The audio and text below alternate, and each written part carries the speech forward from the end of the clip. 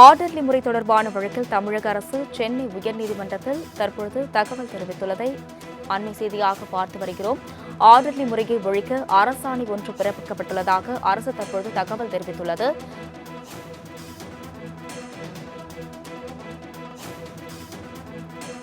தமிழ்நாட்டில் ஆர்டர்லி முறையை ஒழிப்பதற்காக மாவட்ட அளவில் குழு அமைப்பது தொடர்பாக தற்பொழுது அரசாணை ஒன்று அரசு தரப்பில் தெரிவிக்கப்பட்டுள்ளது. ஆர்டர்லி முறை தொடர்பான வழக்கில் தமிழக அரசு சென்னை உயர்நீதிமன்றத்தில் தகவலை தெரிவித்துள்ளதை நாம் அண்மை செய்தியாக பார்த்து வருகிறோம். ஆர்டர்லி மொழியை ஒழிக்க அரசாணை என்று அரசு தரப்பிலிருந்து தகவல் கிடைத்துள்ளதை அண்மை செய்தியாக பார்த்து வருகிறோம். இதுகுறித்த கூடுதல் விவரங்களை செய்தியாளர் கிருஷ்ணமூர்த்தி வழங்க கேட்கலாம். கிருஷ்ணமூர்த்தி, வணக்கம். தற்பொழுது ஆர்டர்லி முறையை ஒழிப்பதற்காக மாவட்ட அளவில் குழு அமைப்பு தொடர்பாக அரசாணை வெளியிடப்பட்டுள்ளது. இது குறித்த கூடுதல் விவரங்களை வழங்கலாம். வணக்கம். கோவில் நிலத்திற்கும் தனக்கும் பாதுகாப்பு வழங்க கோரி சேலத்தைச் சேர்ந்த ராதாகிருஷ்ணன் என்பவர் உயர்நீதிமன்றத்தில் வழக்கு ஒன்றை தாக்கல் செய்திருந்தார். இந்த வழக்கில் தமிழ்நாட்டில் ஆர்டர்லி முறை முற்றிலுமாக ஒழிக்கப்பட வேண்டும் என கடந்த 2022ஆம் ஆண்டு பிறப்பிக்கப்பட்ட உத்தரவு முழுமையாக பின்பற்றப்பட்டதா என்ற ஒரு கேள்வி சென்னை உயர்நீதிமன்ற நீதிபதிகள் கேள்வி எழுப்பியிருந்தது. அப்போது ஆர்டர்லி முறையை ஒழிக்கும் வகையில் ஒவ்வொரு மாவட்டத்திலும் ஆட்சியர் தலைமையில் குழு அமைக்கலாம் என உயர்நீதிமன்றம் யோசனை தெரிவித்திருந்தது.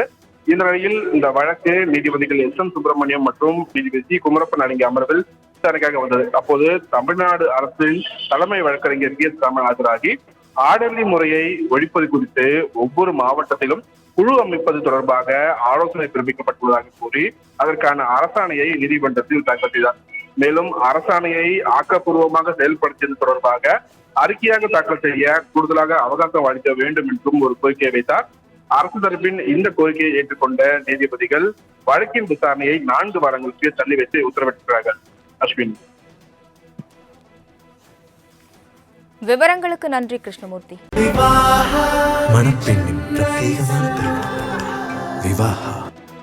ஆர்டர்லி முறை தொடர்பான வழக்கில் தமிழக அரசு சென்னை உயர்நீதிமன்றத்தில் தற்பொழுது தகவல் தெரிவித்துள்ளதை அண்மை செய்தியாக பார்த்து வருகிறோம். ஆர்டர்லி முறையை ஒழிக்க அரசாணை ஒன்று பிறப்பிக்கப்பட்டுள்ளதாக அரசு தற்பொழுது தகவல் தெரிவித்துள்ளது.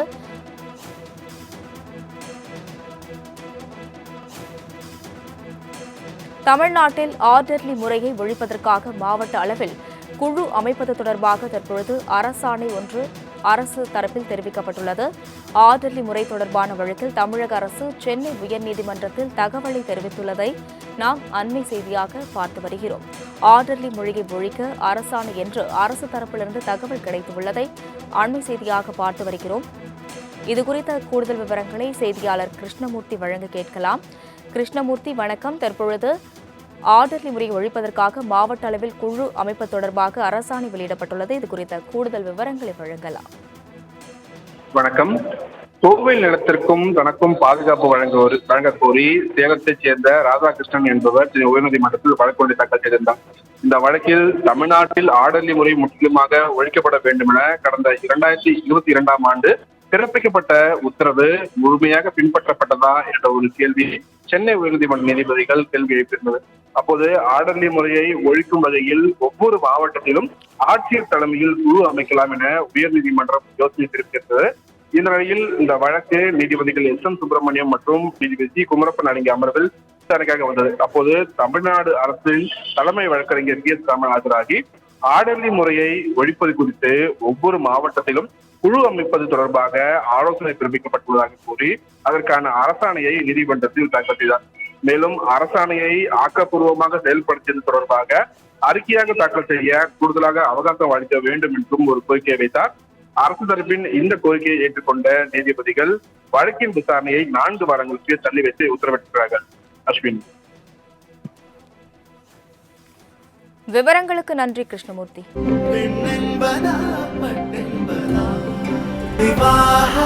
மணப்பெண்ணின் பிரத்யேகமான திருமணம் விவாஹா தி சென்னை சில்க்ஸ்.